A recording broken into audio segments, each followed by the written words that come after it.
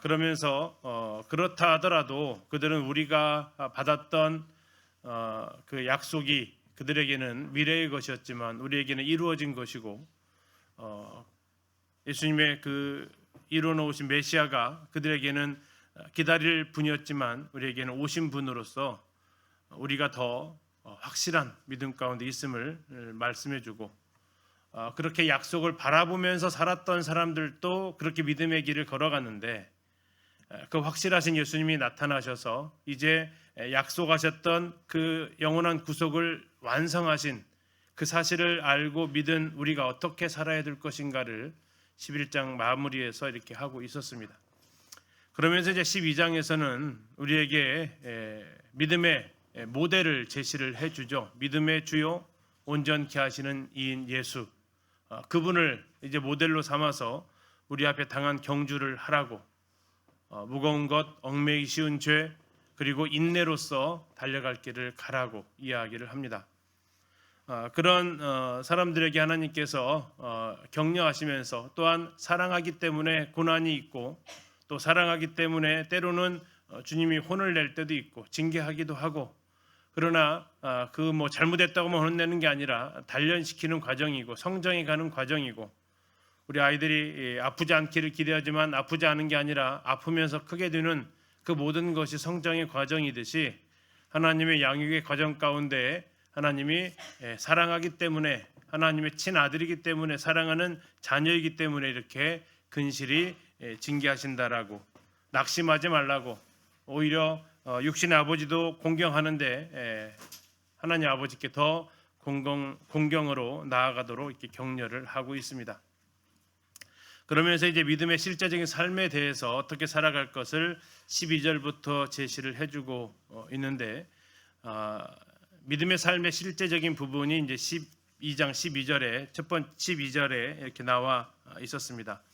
그러므로 피곤한 손과 연약한 무릎을 일으켜 세우고, 이것은 이사야서 35장 3절 말씀을 인용한 말씀입니다. 이사야서 35장 3절에 이렇게 되어져 있습니다. 너희는 약한 손을 강하게 하며 떨리는 무릎을 곧게 하며. 그래서 이사야에서 예언되어졌던 약한 손, 떨리는 무릎을 이렇게 세우고 굳게 하라고 말씀하셨던 그 말씀을 인용해서 피곤한 손과 연약한 무릎을 일으켜 세우라고 이렇게 말씀을 하고 있습니다. 왜 그들의 손이 피곤해져 있을까요? 왜 그들의 무릎이 연약해져 있을까요? 왜 그럴까요? 그건 앞에 나와 있는 그 징계의 과정, 연단의 과정, 그 고난의 과정을 그들이 지금 통과하고 있기 때문에 어쩌면 그런 일들이 벌어지죠.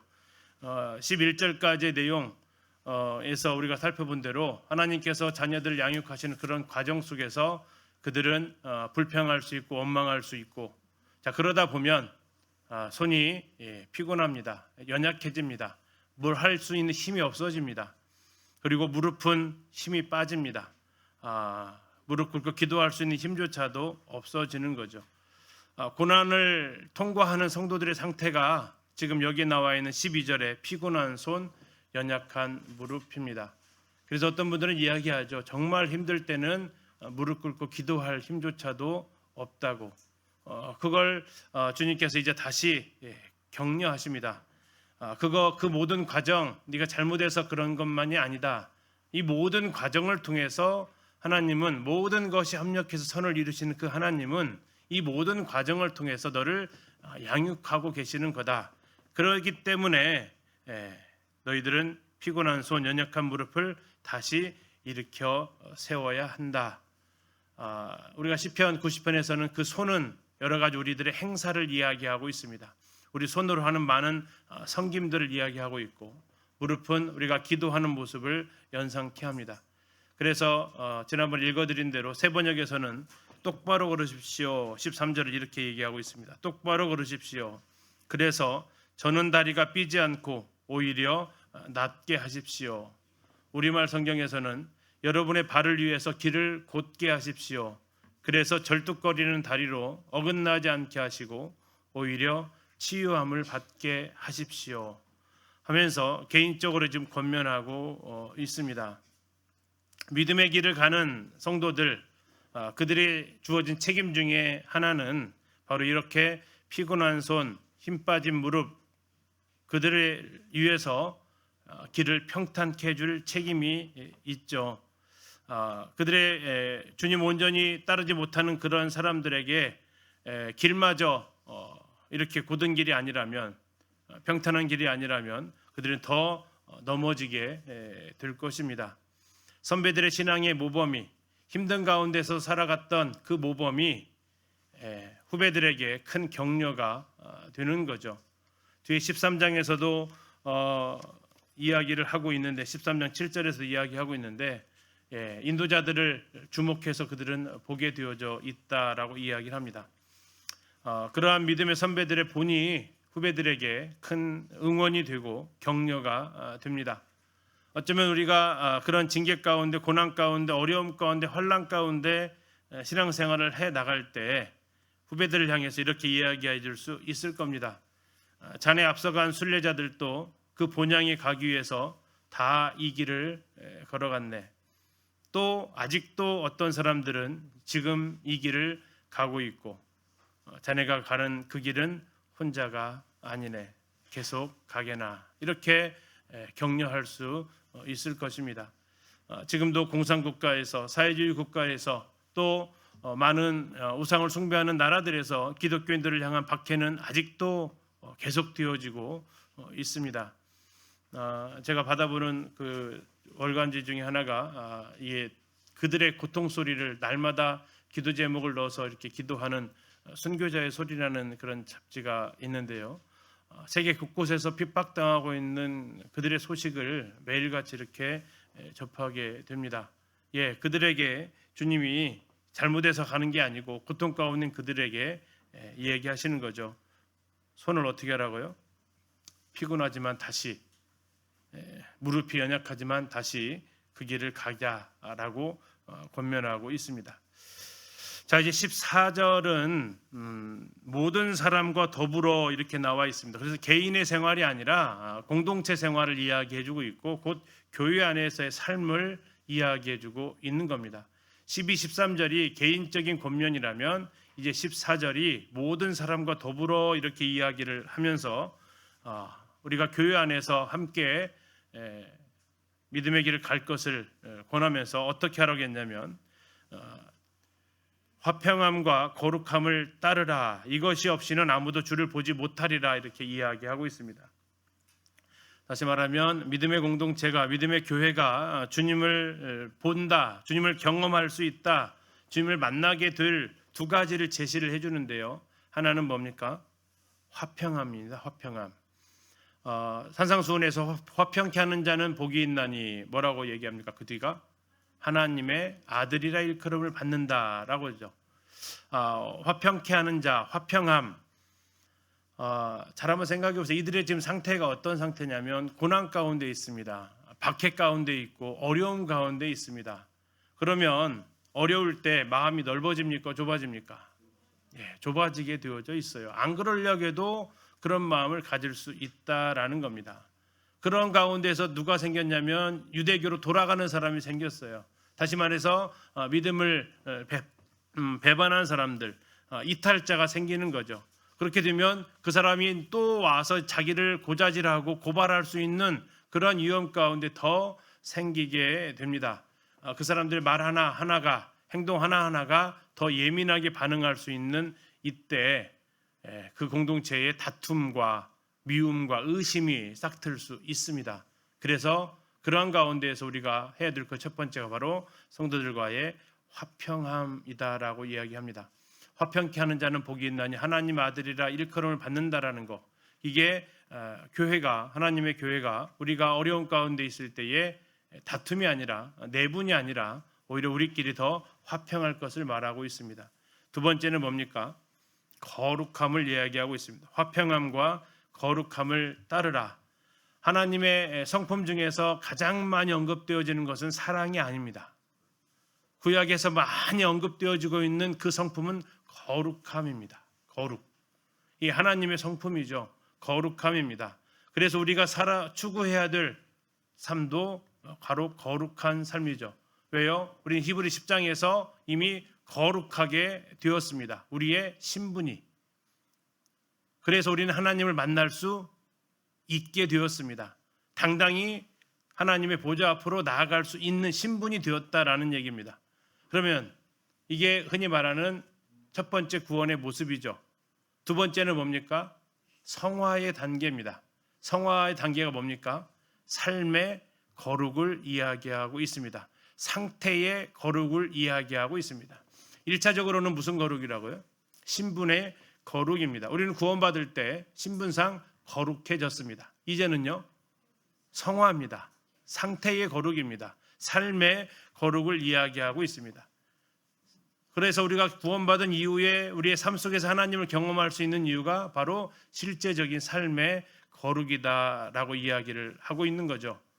이번에 캠프 때도 강사님이 얘기했죠. 데살로니가 전서에 하나님의 뜻이 저 세 개가 아니고 하나 더 있다라고요. 4장 3절에 하나님의 뜻은 너희의 거룩함이다라고 이렇게 이야기를 하고 있다라고 말씀을 또 하시기도 했죠. 바로 이게 하나님께서 우리를 만나 주실 수 있는 삶 속에서 하나님을 경험할 수 있는 역시 두 번째 키워드도 거룩입니다. 그리고 이제 마지막 세 번째 이것을 갖다 우리는 영화라고 이야기합니다.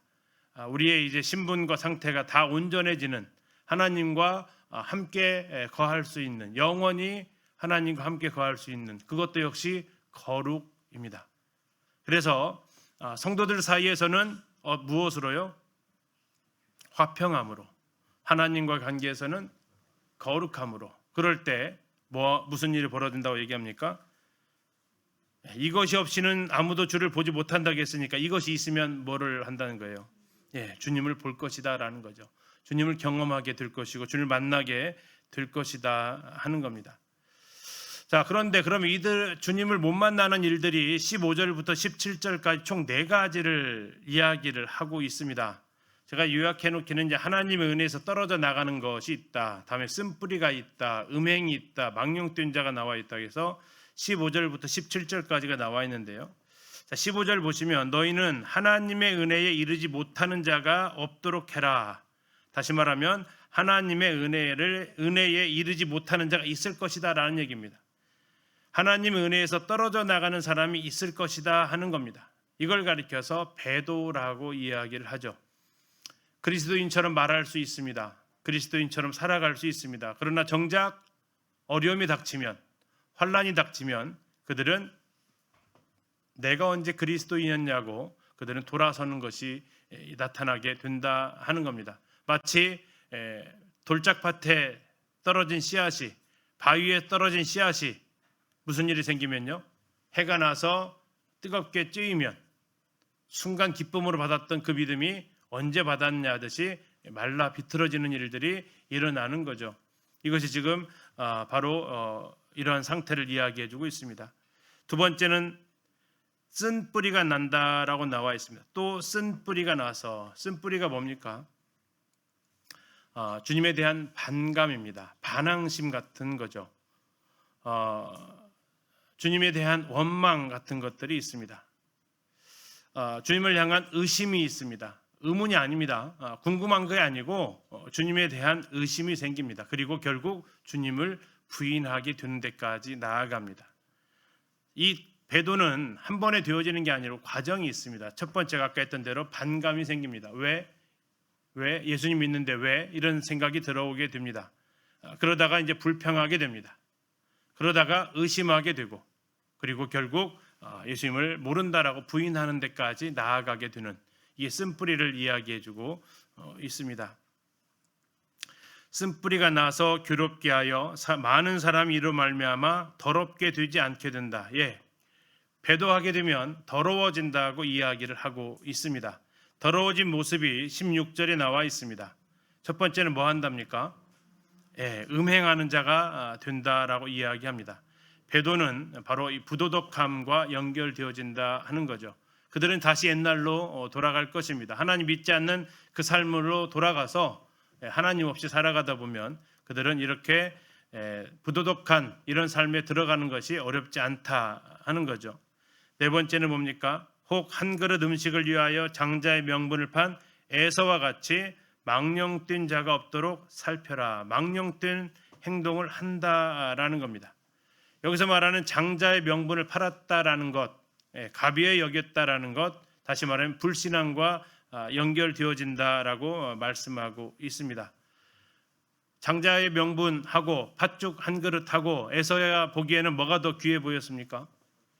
팥죽 한 그릇이 더 귀해 보였다라는 거죠. 그들은 더 이상 영적인 가치에 대해서 귀하게 여기지 않게 되었다라는 겁니다. 팥죽이 아니라 지금 당하는 이런 고난하고 앞으로 나타날 그리스도 앞에서 나타나야 그 영광하고 비교해 볼 때 그들은 뭘 선택했다라는 겁니까? 이쪽 고난 없는 것을 선택을 했다라는 거죠.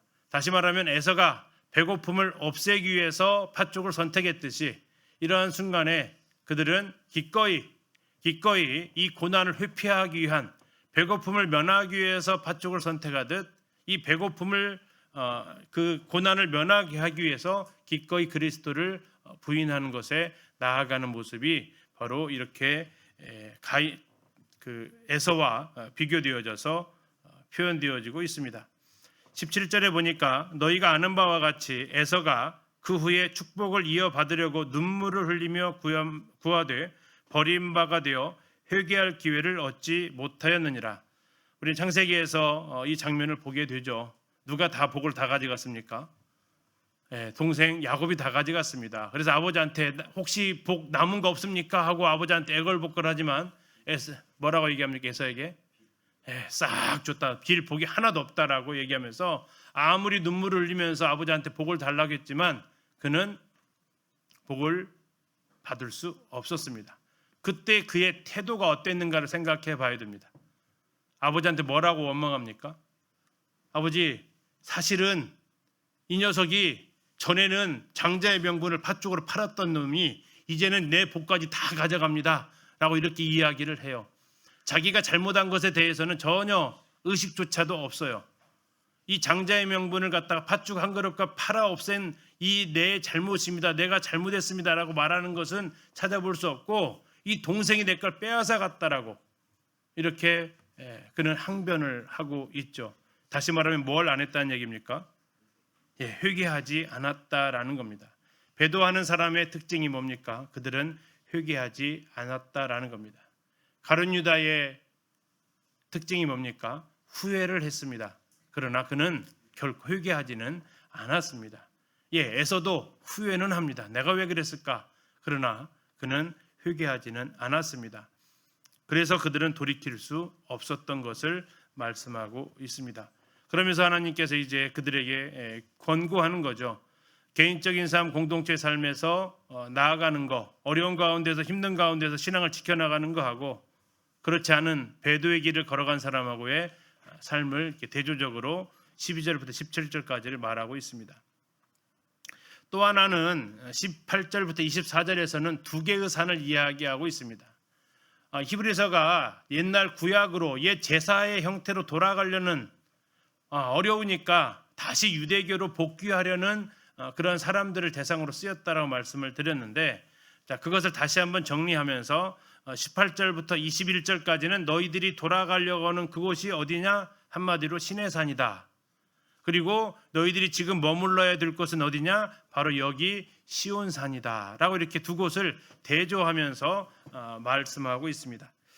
자, 18절에 보시면 18절부터 21절까지는 구약입니다. 율법입니다. 유대교를 이야기하고 있습니다. 자, 보시면요. 너희는 만질 수 있고 불이 붙는 산과 침침함과 흑암과 폭풍과 나팔 소리와 말하는 소리가 있는 곳에 이른 것이 아니다. 지금 이제 유대교에서 구원받은 성도들한테 얘기하는 겁니다.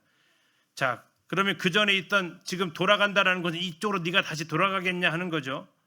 그 소리를 듣는 자들은 더 말씀하지 아니하시기를 구하였으니 이는 짐승이라도 그 산에 들어가면 돌로 침을 당하리라 하신 명령을 그들이 견디지 못함이라.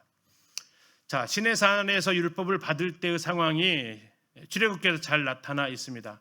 자, 이것은 눈에 보이는 산입니까? 아니면 영으로 봐야 되는 산입니까? 눈으로 보이는 산이었습니다. 실제하는 산이었습니다. 그들에게 있어서. 그래서 지금 아까 18절에서 말하고 있는 것이 거기는 만질 수 있고 이렇게 나와 있습니다. 또 불이 붙고 이거 다 본 겁니다. 침침한 거, 흑암, 폭풍 다 보았습니다. 이것은 그곳에 있을 때의 초자연적인 현상들이 시내산에서 임했고 하나님이 등장하시기 전에 모습을 보여주고 있죠.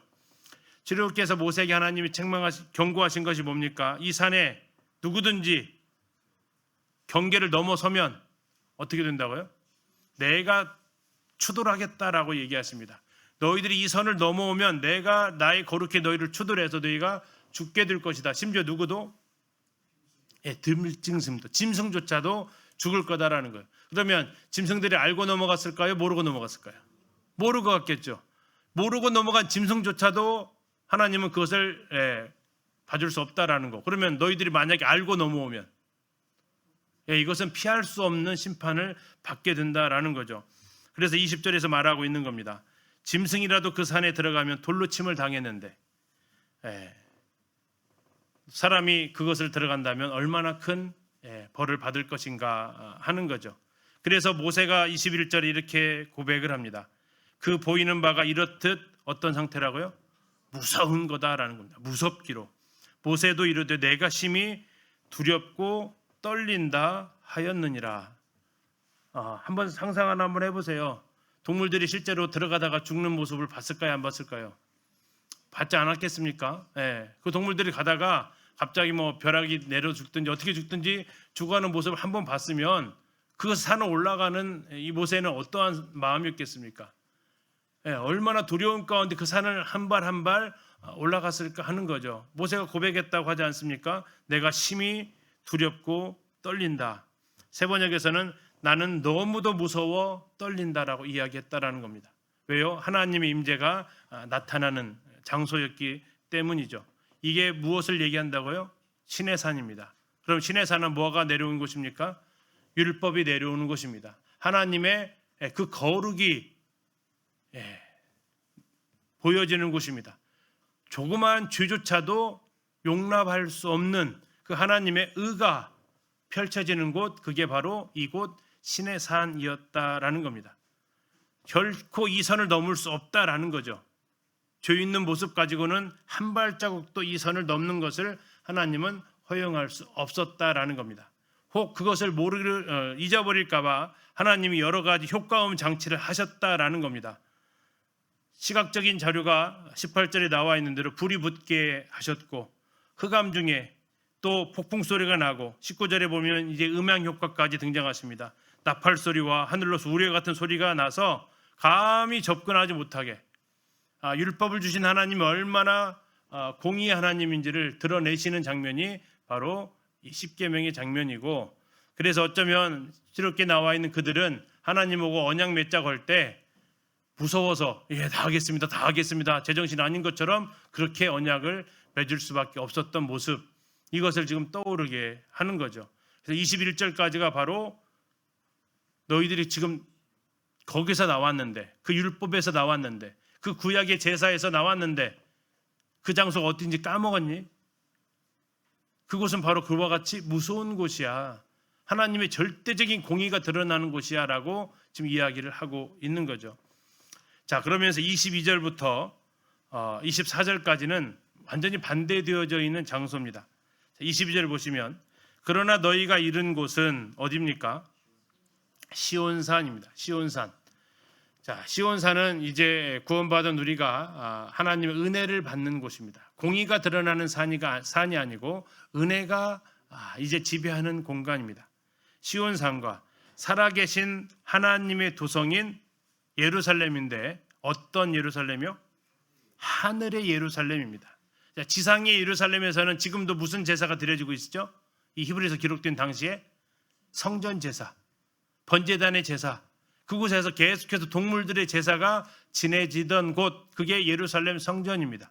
아직 히브리서 기록되어질 때 예루살렘 성전이 그대로 존재하고 있었기 때문에, 그래서 여기서 지금 하나님의 도성 예루살렘은 안 되고 그 하나님의 도성이 어디에 있다고요? 하늘의 예루살렘이라고 이야기하고 있다라는 겁니다. 하늘의 예루살렘, 땅에 속하지 않았다라는 겁니다. 하늘의 기초를 두고 있다라는 겁니다. 그래서 하늘 도성, 하나님의 도성. 자, 거기에는 누가 존재합니까? 22절 끝에 보니까 천만 천사가 있습니다. 천만 천사, 우리 히브리서 1장에서 봤습니다. 천사는 뭐 하기 위해서 지음받았어요? 섬기기 위해서. 자, 구원받은 성도들을 섬기기 위해서 얼마가 지금 대기하고 있다고요? 천만 천사가 대기하고 있다고요. 네, 천만 천사가 우리를 지금 성도들이 들어오시기를, 하늘로 올라오기를 기다리고 있는 곳입니다. 23절, 하늘에 기록된 장자들의 모임과 교회와. 자, 이제 23절이 이제 이게 무슨 의미냐 해서 여러 가지 해석들이 붙는데요. 좀 정리를 그냥 여러 가지 의견이 있는데 그 중에 다 좀 정리된 걸 말씀드리겠습니다. 여기 하늘에 기록된, 자, 하늘에 기록이 되었답니다. 뭐가 기록되었을까요? 하늘에 뭐가 기록되었을까요? 이름이 기록되어 있습니다. 하늘에 이름이 기록되어 있어요. 어디예요? 생명책에. 빌립보서에서도 그들의 이름이 생명책에 있느니라고 말씀하셨고, 계시록에서도 생명책에 있고 또 책들이 있고 책이 있다라고 이렇게 이야기하고 있고, 바로 그곳에 이름이 기록된 사람들이 있다라는 겁니다. 하늘에 기록되어져 있는, 자, 장자들의 모임과 교회와. 이 모임과 교회가 섞여 있어서 약간 헷갈리는데, 그 원어를 이렇게 보게 되면 이 모임이라는 단어는 22절 천만 천사하고 이렇게 연결시켜주는 것이 더 적절하다라고 이렇게 보여집니다.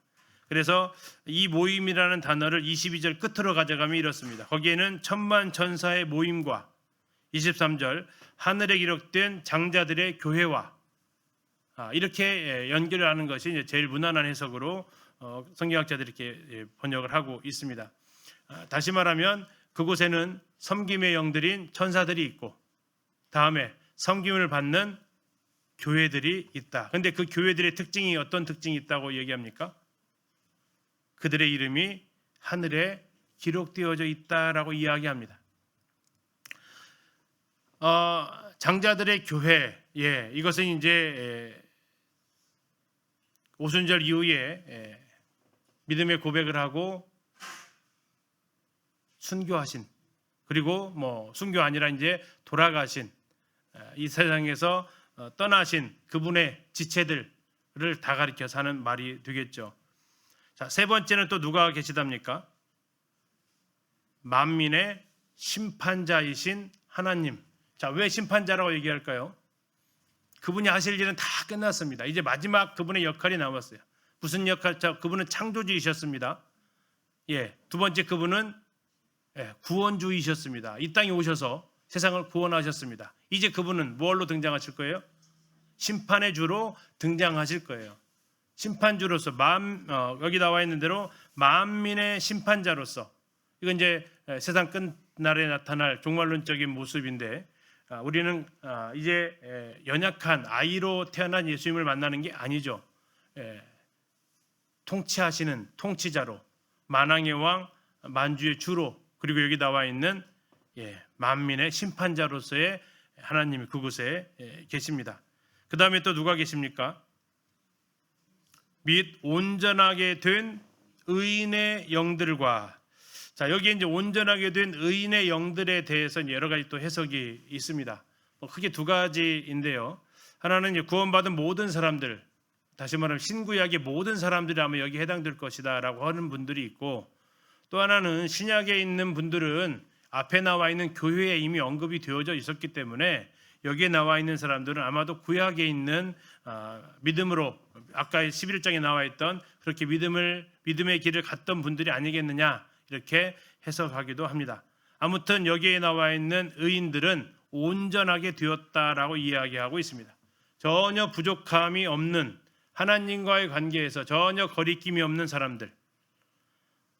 지난번에 말씀드리면서 구약에 있는 사람들은 예수님이 신용카드 결제하듯이 이미 결제가 되어졌다. 우리가 소비를 하고 월말에 한 번의 결제로 한 달 동안 썼던 모든 계산을 다 마무리하듯이 예수님이 십자가를 통해서 구약에 있었던 그들이 모든 죄악이 예수 그리스도를 믿는 그 하나님의 말씀을 믿는 그 믿음으로 온전케 되었던 그것을 이렇게 표현한다면 여기에 나와 있는 대로 온전하게 된 의인의 영들이 존재한다.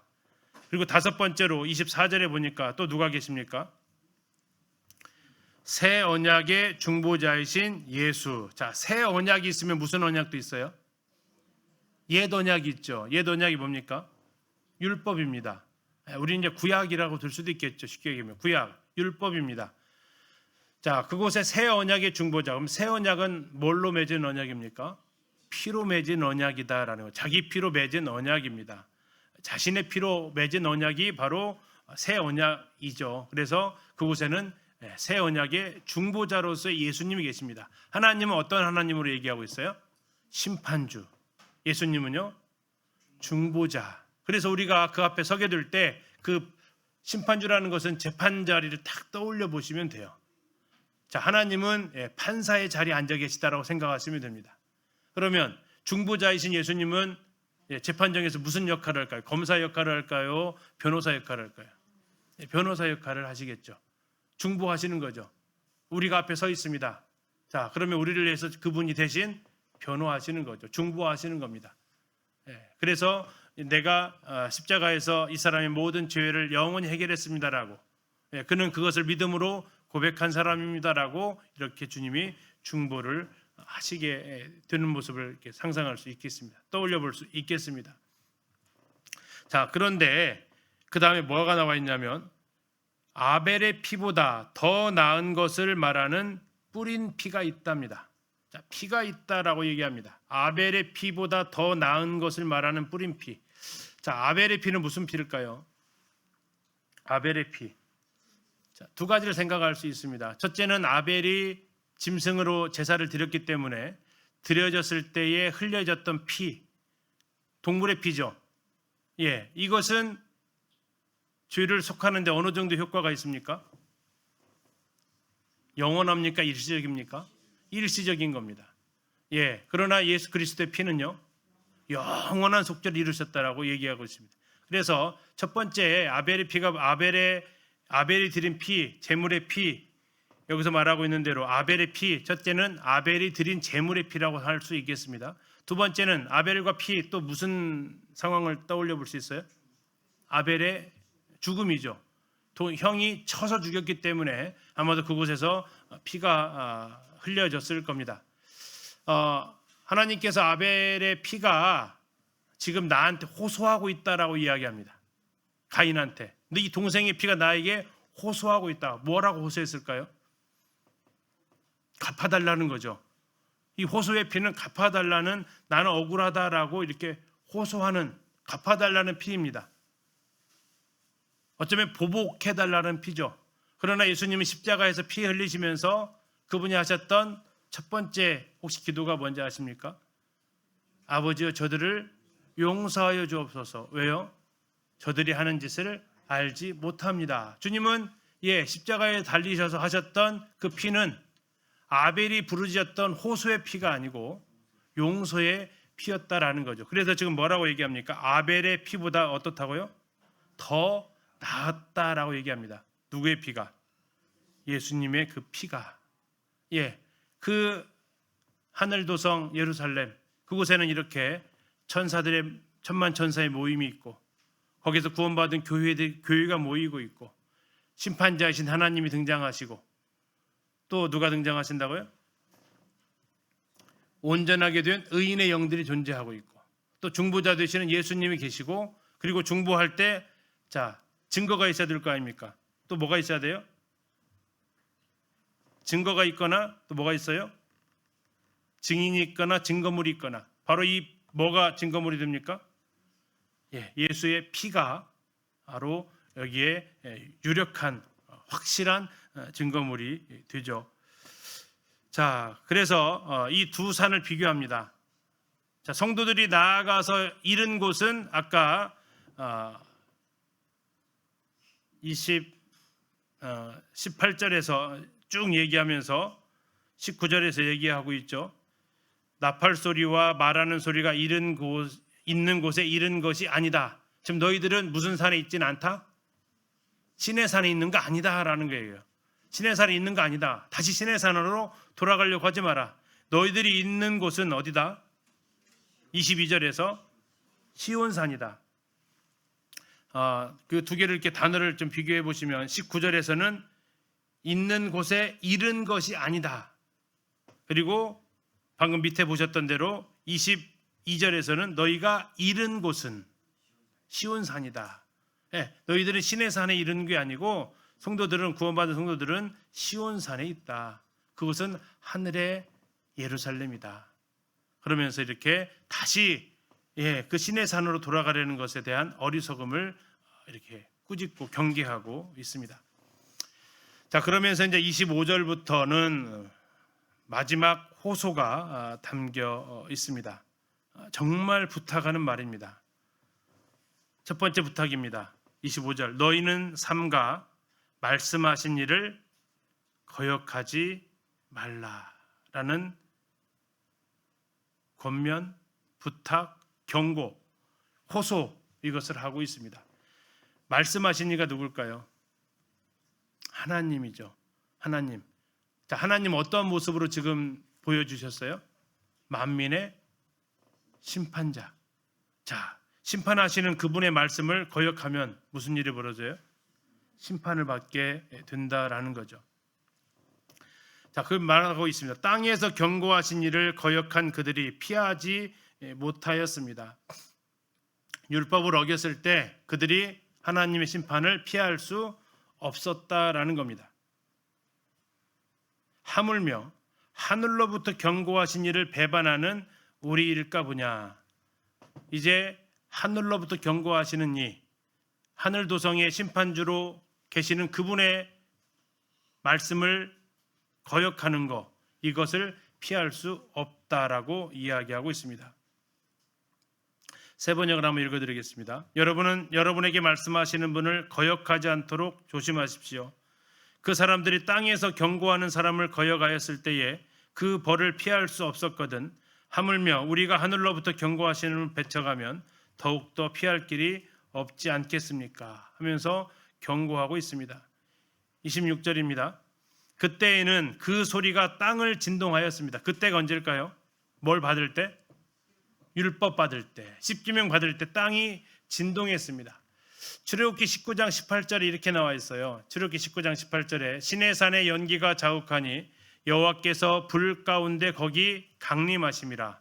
그 연기가 온기가마 연기같이 떠오르고 온 산이 크게 진동하며. 이게 지금 십계명 주기 전에 시내산 모습입니다. 사사기에서는 이 장면을 다시 이렇게 추억합니다. 산들이 사사기 5장 5절입니다. 산들이 여호와 앞에서 진동하니 저 시내산도 이스라엘의 하나님 여호와 앞에서 진동하였도다. 자, 그럼 뭘 가리킬까요? 땅이 진동하면 뭡니까? 지진이죠. 지진의 공포를 떠올리게 하는 거죠. 땅이 진동했다. 뭐예요? 하나님의 말씀의 그 소리가. 근데 이제는, 그때는 땅이 진동했는데 이제는 약속하셨습니다. 뭐라고요? 내가 또 한 번 땅을 진동할 거야. 근데 땅만 진동하는 게 아니야. 이때는 뭐도 진동한대요? 하늘도, 땅뿐만 아니라 하늘도 진동하시겠다고 하셨습니다. 자, 이것은 학개에서 2장 6절에서 예언이 되어져 있는데요. 학개에서 2장 6절에 만군의 여호와가 이같이 말하노라. 조금 있으면 내가 하늘과 땅과 바다와 육지를 진동시킬 것이요. 이렇게 하나님이 지금 학개서에서 예언을 해 놓으셨습니다. 성취됐습니까? 아직 안 됐습니까? 아직 안 됐습니다. 언제 이것이 성취가 될까요? 환란의 기간 동안에. 그래서 산들아 나를 좀 덮어달라고 이렇게 계시록에서 두려움에 떠는 사람들의 모습을 이야기하고 있죠. 이건 휴거가 일어난 이후에 이 땅에 일어나게 될 환란을 이야기하고 있습니다. 베드로는 이것을 또 이렇게 이야기하죠. 하늘이 뜨거운 물에 풀어질 것이다 라고 이야기하면서 이 땅뿐만 아니라 온 이 지구가 하나님의 심판 가운데 들어갈 것을 이야기하고 있습니다. 자, 27절입니다. 이 또 한 번이라 하심은 진동하지 아니할 것을 영존하게 하기 위하여 진동할 것들 곧 만드신 것들이 변동될 것을 나타내심이라. 다시 말하면 왜 흔듭니까? 무너질 것들은 다 무너져라라는 겁니다. 그리고 무너지지 않은 것들만 남아있게 하기 위해서. 자, 그걸 뭘 가리킬까요? 자, 흔들리는 것들은 다 쓰러지게 하시고 흔들리지 않는 것들만 남아있게 하는 것이 바로 이 하나님의 심판이다라는 겁니다. 다시 말하면 퀴즈를 해보셨습니까? 퀴즈라면 뭐는 남고 뭐는 날아가요? 꾹죽정이는 다 날아가잖아요. 이게 남아있을 것만 남아있고 버려질 것을 버리기 위해서 퀴즈를 하듯이 이 땅에서 하나님이 심판하시는데 바로 하나님은 쓰러질 것들, 여기 나와 있는 대로 흔들릴 것들, 진동할 것들, 이것들은 다 쓰러지게 하시고 뽑아지게 하시고 흔들리게 하시고 그렇지 않은 것들만 남는다라는 겁니다. 그러면 이제 뭐가 흔들리지 않을까요? 28절에서 이야기해 주고 있습니다. 그러므로 우리가 무슨 나라를 받았습니까? 흔들리지 않는 나라를 받았다라고 이야기합니다. 자, 아까 진동은 다 흔들릴 것들입니다. 뭐가 흔들려요? 땅도, 하늘도, 바다도, 육지도 다 흔들릴 겁니다. 그러나 이제 우리가 받은 나라는 28절입니다. 무슨 나라라고요? 흔들리지 않는 나라를 받았습니다. 받을 겁니까? 이미 받았습니까? 과거형입니다. 이 하나님의 약속으로 이미 우리의 소유가 되어졌다라고 얘기합니다. 그렇기 때문에 첫 번째 제안합니다. 어떻게 하자고요? 은혜를 받자. 은혜를 받자. 자, 이 흔들리지 않는 나라는 뭘로 받아요? 은혜로 받게 됩니다. 흔들리지 않는 나라를 받았기 때문에 우리는 하나님 앞에 감사하자라는 겁니다. 두 번째, 이로 말미암아 경건함과 두려움으로 하나님을 기쁘시게 섬겨라라고 얘기합니다. 이건 하나님을 예배하는 모습을 가리키고 있습니다. 다시 말하면 하나님 앞에 감사하자. 은혜를 받았다라는 건 은혜에 대한 감사를 얘기하고, 경건함과 두려움으로 하나님을 기쁘시게 섬길 것은 하나님을 예배할 것을 말하고 있습니다. 왜요? 우리는 뭘 기억해야 됩니까? 우리 하나님은 소멸하는 불의심을 기억하자. 자, 지금 지난번에 말씀드렸지만 정말 두려워해야 될 자가 누굽니까? 몸을 죽이는 자가 아니고 몸과 영혼을 능히 지옥에 멸하는 자를 두려워해야 되는데, 우리가 기다리는 하나님, 지금 18절부터 제시되어지고 있는, 특히 하늘 도성이 제시되어지고 있는 하나님은 심판주 하나님이셨습니다. 심판주 하나님, 심판주 하나님의 그 말씀에 대해서 두려워할 것을 경고하고 있습니다. 그분은 다 흔들어 버리신답니다. 그리고 이제 그분의 나라는 흔들리지 않을 것을 말하고 있으면서 그 나라에 우리가 들어감을 얻었습니다.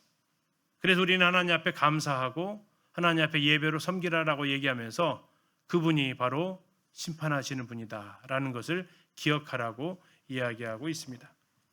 그러면서 13장으로 들어가서 어떻게 살아가는 것이 믿음의 삶을 살아가는 것인지에 대해서 이제 믿음의 실천 부분에 대해서 이야기를 하고 있습니다.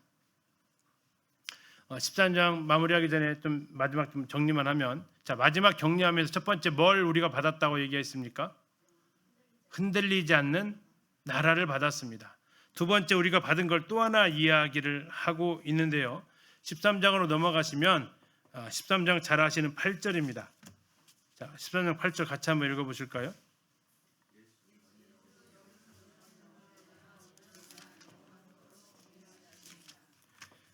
죄송합니다. 13장 8절이 아니고 18절 맞나요? 예수 그리스도는 어제나 오늘이나 영원토록 동일하십니다. 다시 말하면 우리가 받은 게 뭐냐면 변하지 않는 예수 그리스도를 받았다라는 겁니다. 그분이 구약이 다르고 신약이 다른 분이 아니다라는 거죠. 세 번째는 10절에 나와 있습니다. 우리에게 뭐가 있습니까? 10절에 보니까 우리에게 뭐가 있어요? 제단입니다. 제단. 그 제단은 누가 돌아가신 제단입니까? 예수님이 돌아가신 제단이 있습니다. 이게 우리에게 주어진 세 번째입니다. 그곳에서 우리는 영원한 속죄를 이루신 우리 주님을 의지합니다. 네 번째는 13장 뒤로 가셔서 20절에 있습니다. 양들의 큰 목자이신 우리 주 예수를 영원한 언약의 피로, 이렇게 나와 있습니다. 우리에게는 이제 영원한 언약이 우리에게 약속되어져 있습니다. 다시 말하면 12장 28절부터 마무리하면서 성도들을 향해서 격려하는 겁니다. 첫 번째, 우리에게는 뭐가 있다고요? 흔들리지 않는 나라가 있다라고 얘기합니다. 그 나라는 이 땅에 속한 게 아니죠. 소망이죠. 두 번째는요, 우리에게는 변하지 않는 예수 그리스도가 계시다. 세 번째는 우리에게는 제단이 있다. 그 예수님의 피로 제사 드려진 제단이 있다. 그리고 네 번째는 영원한 언약이 있다. 자, 그럼 유대교랑 비교를 해보면 구원받은 성도들에게는 무슨 나라가 있어요? 흔들리지 않는 나라가 있어요. 그러나 구원받지 못한 사람에게는 진동할 이 땅이 있다라는 거고요. 두 번째, 우리에게는 변하지 않는 예수 그리스도, 어제나 오늘은 영원토록 동일하신 예수 그리스도가 있는가 하면 그들에게는 예수 그리스도가 없습니다. 세 번째는 우리에게는 예수님이 드려지신 영문 밖의 제단이 있습니다. 영문 밖의 제단. 그러나 그들은 뭐가 있습니까? 성전 안에 그 제단이 있죠. 일시적으로 죄를 해결할 수밖에 없는 그 제단을 가지고 있다면 우리는 영원한 속죄를 이루신 그 제단을 소유하고 있습니다. 네 번째, 그들은 영원한 언약을 소유하지 못합니다. 매년 그들은 같은 제사를 반복적으로 드려야만 했다면 우리에게는 영원한 언약의 피로 세워진 그 언약이 있습니다. 다시 말해서 유대기로 돌아가려는 그들을 향해서 이야기하고 있는 거죠. 이렇게 하나님께서 우리에게 주셨고 너희들이 소유하고 있기 때문에 앞으로 어떻게 살아가야 할 것인가, 이제 구체적인 생활 지침, 지금까지는 이제 생활의 원리를 이야기했다라고 보시면 됩니다. 아까 12절부터 이야기한 것이 뭡니까? 자, 다시 연약한 손 힘내자. 다시 그 무릎 다시 일으켜 세우자. 왜? 뒤따라온 사람들이 있지 않냐 하면서 권면을 하고요. 자, 모든 사람과 더불어 화평함과 거룩함을 추구하자. 그래야 우리 하나님을 만날 수 있다. 사람 사이에서의 화평과 하나님과 관계 속에서의 거룩함의 삶이 이제 우리에게 필요하다라고 이야기하시면서 너희들 다시 유대교로 돌아가려고 하는데 너희들이 지금 있는 이곳은 신의 산 아니다. 이곳은 무슨 산이라고요? 시온산이다. 하늘의 도성 예루살렘이다. 그리고 그 도성에는 하나님이 계시는데 그분이 심판주이시다. 그리고 그 심판주의 명령을 거역하지 말아라. 왜요? 우리는 흔들리지 않는 나라를 받았기 때문에, 우리는 그곳에 들어갈 자격이 주어졌기 때문에 감사함으로 예배함으로 살아가자. 두 번째, 우리에게는 변하지 않는 예수 그리스도가 계시기 때문에 우리의 삶 속에서의 여러 가지 이런 행동 지침들을 제시합니다. 우리에게는 그분이 영문 밖에서 돌아가신 제단이 있기 때문에 그곳에서 완전한 제사가 드려졌고 영원한 언약이 세워졌기 때문에 우리가 이 믿음의 길을 계속해서 나아가자. 어떻게? 너희가 앞에서 인도하는 인도자들의 본과 인도자들의 가르침을 따라서 살아가자라고 이렇게 이제 권면하고 있습니다. 잠깐 10분 쉬었다가 이제 13장에서 나와 있는 이제 믿음의 실제, 실천. 12장은 아까 했던 믿음의 원리적인 부분이었다면 실천적인 부분들을 살펴보도록 하겠습니다. 잠깐 10분 쉬겠습니다.